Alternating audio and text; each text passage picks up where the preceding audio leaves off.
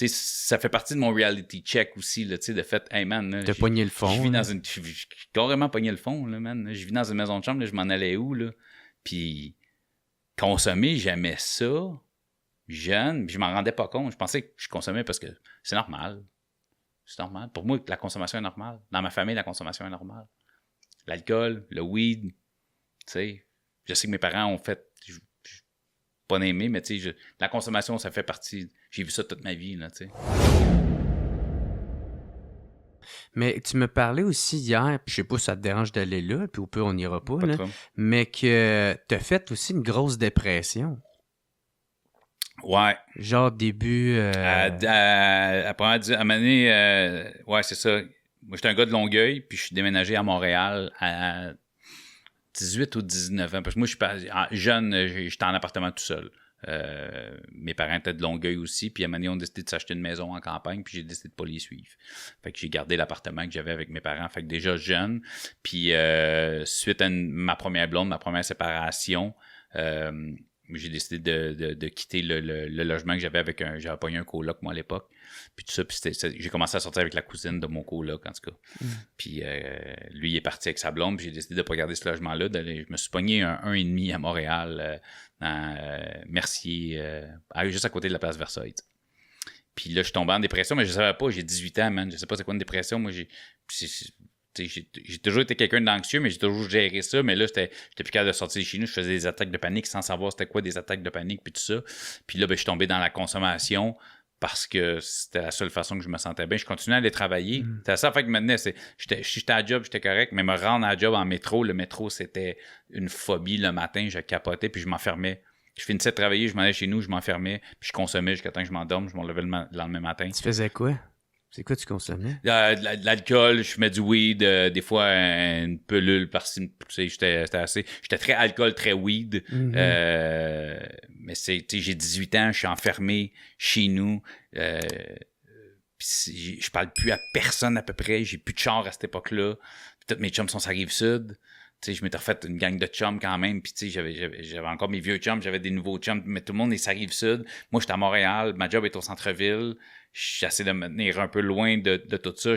Je vais un peu, puis la manée, c'est ça, je consomme, puis là, je fais comme, oh Chris, fait que là, je vais en job. Je me suis mis à vendre dans le métro à manée, sauf que gros, c'est dangereux de faire ça, là. Ouais, pourquoi pas pour c'est me faire dangereux? arrêter, parce que le métro, les coins appartiennent à du monde, là, tu sais, moi, je suis dans le métro, quel secteur appartient à qui à Montréal? Je sais fuck all. Moi, je suis à Longueuil, je peux vendre dans ce parc-là, je peux pas vendre dans ce parc-là. Je savais ça à Longueuil. Montréal, je sais fuck all. Je sais pas qui est à quoi. Moi, j'ai grandi à Longueuil, je les connais tous. Les gros tannants, c'était ses amis de ma soeur, c'est du monde que j'ai côtoyé depuis que je suis petit cul. Fait que j'ai pas de stress, là. À la limite, ils vont me dire, Chris, ils vont me donner une tape sur les doigts ou une petite soufflette d'en face, là, tu sais. Fait que, tu sais, moi, j'étais dans le métro, man. Je monte, tu veux de quoi? Mais j'avais une petite balance, je pesais ça sur le banc du métro. Puis j'étais tellement pas conscient, man, de tout ce qui aurait pu m'arriver, puis je m'en crissais tellement parce que j'étais tellement deep, puis j'étais tellement... Puis c'est mon frère à Mané, mais écoute, mon appart, mon 1,5, man. Je me souviens, il y a une voisine, il avait envoyé son enfant cogner à ma porte. C'est des sacs à poubelle sur mon balcon, mon gars, c'est des verres à grandeur, man. Je sortais des sacs à poubelle sur le balcon, mais je les ai jamais descendus en bas pendant 8 mois de temps, là, tu sais. Mon appart, moi, c'était des boîtes de pizza partout à terre. C'était crade, c'était dégueulasse. J'avais juste un divan-lit, mais je dormais sur un divan-lit. C'était dégueulasse, man. Des trous dans les murs partout. C'est mon frère qui est venu me chercher, puis il m'a ramené à Longueuil, chez eux. Puis là, c'est genre, replace-toi là, je payais plus mes comptes, je payais plus rien, là, j'étais vraiment une petite loque. Puis c'est arrivé, dans le fond, je m'en souviens, parce que la raison pour laquelle j'ai donné pour casser mon bail pour payer de pénalité, c'était le 11 septembre 2001. Fait que j'ai dit au propriétaire que j'avais perdu ma job parce que ben des affaires qui se sont passées. Puis j'ai dit, moi, à cause du 11 septembre, j'ai perdu ma job, je peux pas garder le logement. Fait qu'il m'a laissé partir sans de toute façon, je pense qu'il voulait... Ouais, il voulait que tu t'en ailles. Je pense pas que j'étais un gros... une grosse perte, là. C'était un paquet de problèmes pour lui. Non, vraiment pas. Fait que puis c'est mon frère qui m'a repris chez eux. Le temps de me refaire une santé autant psychologique que financière. Puis il y avait encore... Là, je te revenais à Longueuil, fait que les vieux chums, puis une couple d'affaires. Puis c'est pas longtemps après ça qu'on a eu l'opportunité de la job, puis lui, ça allait pas bien que sa blonde, parce que j'étais déménagé avec lui puis sa blonde. Ah, puis c'est là que t'es parti puis après ça, je suis pas resté longtemps, parce que je m'entendais pas super bien avec sa blonde de son époque en même temps. Fait que, à un coin de rue de chez mon frère, il y avait une maison de chambre. Fait que j'ai habité dans une maison de chambre. Je sais pas si c'est quoi une maison de chambre, là, mais dans le fond, c'est quelqu'un qui a c'était un duplex, fait qu'en bas, il y avait un couple qui habitait, puis en haut, eux autres, ils ont tout fermé pour faire des chambres séparées. Fait que c'était comme si c'était genre un 12,5, là, genre, là. Il y avait après 8 chambres. Puis tu Puis loues il y a une cuisine commune, puis tu vis dans ta chambre. Puis tu sais, là-dedans, moi, j'avais une femme enceinte, j'avais du monde qui avait des problèmes de consommation, j'avais du monde qui avait des problèmes psychologiques. Fait que tu sais, c'était pas un crack house, mais tu sais, c'était pas top, là. Je me souviens même pas combien ça me coûtait. Fait que tu sais, j'avais une chambre où j'avais un lit. Moi, j'avais un petit frigidaire que j'avais mis dans ma chambre. Puis, tu sais, j'avais une TV, mon gars. Puis, c'était un moment où j'étais tellement... Tu sais, j'étais encore dans ma dépression, man, quand je suis parti de là. Et c'est la première fois que je compte ça, man, puis ça vient de me flasher. La quantité de bouteilles de 2 litres d'urine qu'il y avait dans mon garde-robe.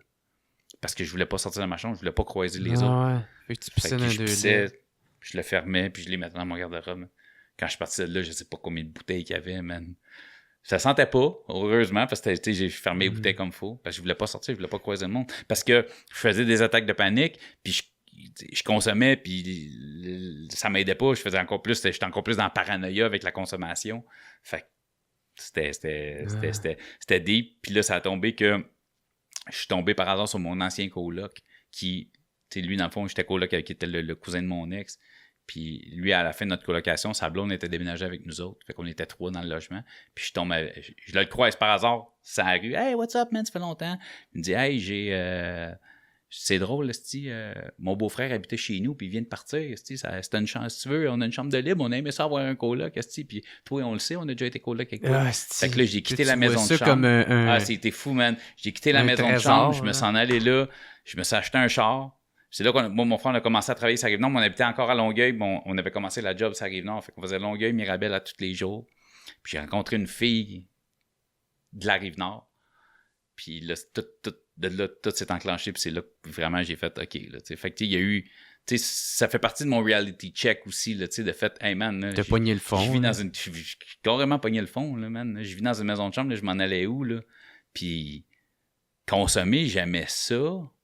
Jeune, puis je m'en rendais pas compte. Je pensais que je consommais parce que c'est normal. C'est normal. Pour moi, la consommation est normale. Dans ma famille, la consommation est normale. L'alcool, le weed, tu sais. Je sais que mes parents ont fait... pas aimé, mais tu sais, la consommation, ça fait partie... J'ai vu ça toute ma vie, là, tu sais. Fait que pour moi, c'est... Party, man. Je fume du weed parce que c'est fun. Fumer du weed, man, je suis fatigué une petite pelule, celle-là, la misère à dormir, parce que celle-là va me tenir réveillé toute la journée, puis là, je prends une coupe de bière, puis quand j'étais un peu trop chaud, j'étais un peu... non, ça réveille un peu plus, tu sais, puis c'est un pattern. J'ai pas été un consommateur, j'ai pas eu... j'ai pas fait de cold turkey, puis j'ai pas shaké quand j'ai arrêté de consommer, mais first, j'ai pas arrêté de consommer flac, là, tu sais. Jusqu'à un moment donné, j'ai juste... Le weed, ça me faisait plus, j'ai arrêté, mais l'alcool, j'ai 43 ans, ça fait une dizaine d'années que j'ai pris la décision d'arrêter de boire à 100%. Puis je dis à 100%, c'est pas vrai, parce que ça m'arrive de prendre un verre une fois de temps en temps, c'est juste que je me rends plus jamais en état second. J'ai pas eu de problème d'alcool. Moi, je suis capable de prendre une bière. J'ai pas besoin d'en prendre 8. J'ai pas eu de problème d'addiction. C'est que je consommais par plaisir et fort heureusement, je suis pas, à part, comme je te dis, un été, la mescaline, là, je pense qu'après l'été, je pense que c'est pour ça, j'ai eu peur de tomber accro. Je pense que j'ai fait un crest. Y a-tu une journée cet été que j'en ai pas fait? Mais j'en faisais pas dès le matin, j'en faisais le soir. Tu sais, la journée, les chums, on fumait des battes, on faisait des conneries, puis le soir, ben là, on faisait ça, on faisait des drogues plus fortes, puis on se pétait des astis de marche de 3-4 heures à dire de la merde, puis à parler de filles, puis il n'y avait jamais de filles que nous autres parce qu'on était juste une petite gang de petits Chris de bombes dégueulasses. Il y en a un ou deux qui avaient une blonde, puis ils étaient comme Chris qu'on veut pas être avec tes chums, fait que là, on les perdait parce que clairement, man, il n'y a aucune fille qui veut se tenir avec une petite gang de tatas comme nous autres qui, pour aucune raison, on est défoncés, puis là, il y a un char, puis hey Chris, ça serait cool de péter le windshield du char. Il n'y a pas une fille qui a envie de traîner avec une petite gang de caves qui sont défoncés, puis qui ont fait hey, on va péter un windshield de char parce que c'est drôle, tu sais. C'est de jeunes calices. C'est ça, tu sais. Fait que, tu sais, j'ai cette chance-là d'avoir cette volonté-là, tu sais, j'ai arrêté de fumer la cigarette, jeune, j'ai arrêté de fumer du weed, les drogues fortes, ça a jamais été mon gros dada, j'aimais ça, mais pas assez pour en tomber accro, parce que, tu sais, personnellement, je préfère un lendemain de veille d'alcool qu'un lendemain de poudre, très poudre, là, je parle pas d'avoir fait un quart dans toute ta soirée, là, un lendemain de poudre que tu t'es donné, là, moi, je trouve que le lendemain de veille, il est plus rough quand t'es pas habitué, là, tu sais, comme quand t'en fais pas sans arrêt tout le temps. Fait que c'est un choix que j'ai fait. L'alcool, comme je te dis, je l'ai sorti de ma vie quand j'ai probablement commencé à m'entraîner. J'aime mieux la bouffe que l'alcool dans la vie. Fait que je me dis, quand je vais me gâter sur de la bouffe au lieu de l'alcool. Ouais. Puis en même temps, ben l'alcool me rend agressif. Tu sais, ça fait 18 ans que j'étais avec ma femme, puis les fois où je me suis vraiment pogné solide avec ma femme, c'est tout le temps quand j'étais chaud. Tu sais, je pense pas que je me suis déjà pogné dans un bar à jeun avec quelqu'un, là. Tu sais, j'ai déjà été dans des parties pogné avec des chums pour aucune crise de raison, parce que j'osais un peu trop avec ma femme. Ça fait 10 ans que tu la connais, ta femme est à côté, là.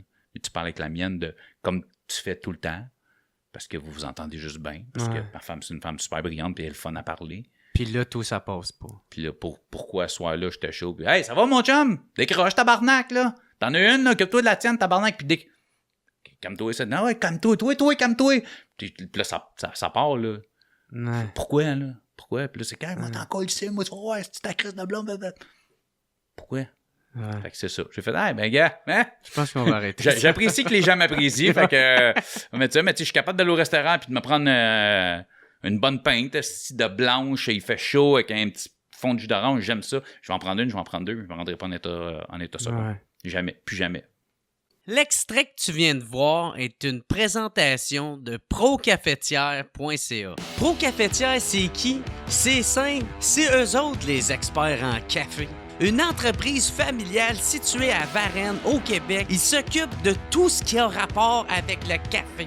Que ce soit des machines cafetières, du café, des accessoires ou la réparation de machines, ils s'occupent de tout. Je t'encourage à aller au procafetière.ca. Ils ont une boutique en ligne très simple à opérer qui livre tout partout au Québec en dedans de 24 heures. Pas convaincu? Livraison gratuite à partir de 75 $.